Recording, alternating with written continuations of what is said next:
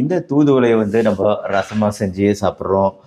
தூதுவளை துவையல், தூதுவளை சட்னி போன்ற விஷயங்கள் இந்த காலத்துல குறிப்பா சாப்பிடுறது ரொம்ப ரொம்ப யூஸ்ஃபுல்லான ஒரு விஷயம். உங்களுக்கு முன்னாடியே தெரிஞ்ச விஷயம், சளி, இருமல் போன்ற விஷயங்களுக்கு தூதுவளை எவ்வளோ நல்லது அப்படிங்கிறது. அது மட்டும் இல்லாம இப்ப ரீசென்ட் ரிசர்ச்சஸ்லாம் நெறைய ரிசர்ச் வருது. இந்த புற்றுநோய்களுக்கு எதிரா இந்த தூதுவளையோட செயல்பாடுகள் மிக அதிகமா இருக்கு. நெறைய பிரச்சனைகள குறைக்குது அப்படின்ட்டு. சொலானம் ட்ரைலோபேட்டம் அப்படின்னு ஆங்கிலத்துல அழைக்கப்படக்கூடியது.